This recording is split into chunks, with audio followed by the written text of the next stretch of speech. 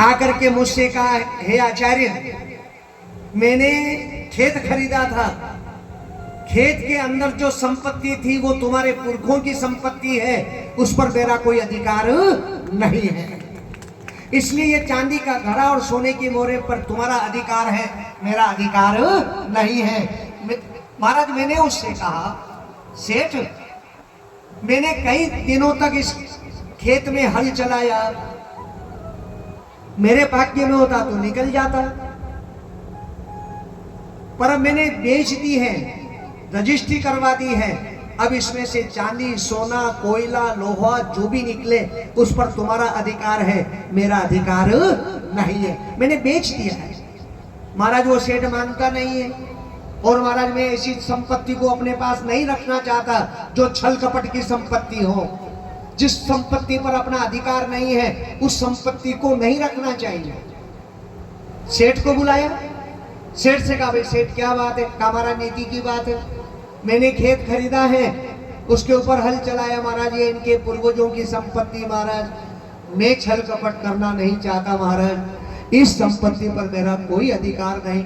महाराज मैं चांदी का घड़ा सोने की मोहरें लेके शाम को गया था, मैं आने वाला था महाराज, ये आचार्य लेना नहीं चाहते, और महाराज मैं अनीति का धन लेना नहीं चाहता। धर्मराज युधिष्ठिर ने जब विचार किया कि सेठ देना चाहता है, ब्राह्मण लेना नहीं चाहता, दोनों के अपने अपने तर्क हैं, कहा एक काम करो, 15 दिन के बाद फैसला दे देंगे, न्याय कर देंगे कि इस पर किसका अधिकार है, तब तक एक काम करो सेठ, ये चांदी का घड़ा सोने की मोहरें तुम्हारे पास रखो। दोनों अपने अपने घर चले गए। कहते हैं कि 7 दिन के बाद फिर घंटा बजा, धर्मराज युधिष्ठिर आए, आकर के देखा ब्राह्मण देवता खड़े, कहा भाई क्या बात है? कहा महाराज मेरे साथ न्याय होना चाहिए। कहा किसने अन्याय किया?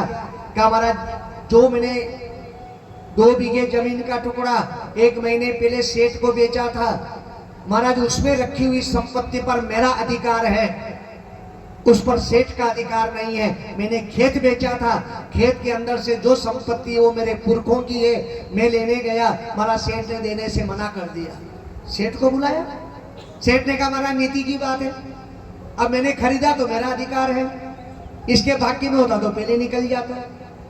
महाराज मैं देना नहीं चाहता क्योंकि ये तो मेरे प्रारब्ध में था, मैंने हल चलाया है।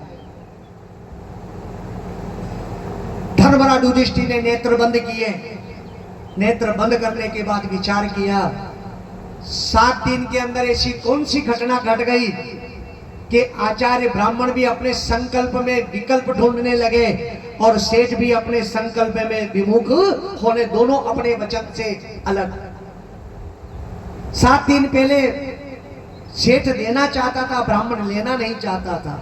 7 दिन के बाद ब्राह्मण लेना चाहता है, सेठ देना नहीं चाहता। ऐसा परिवर्तन क्यों?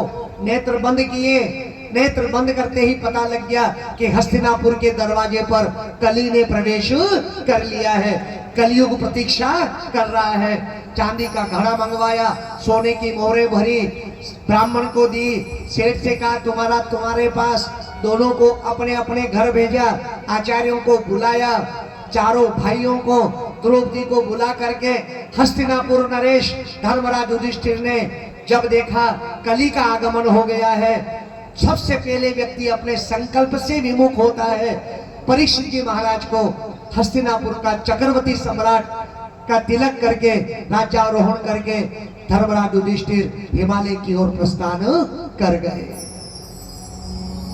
सूत जी महाराज ने कहा, सोनकादिक ऋषियों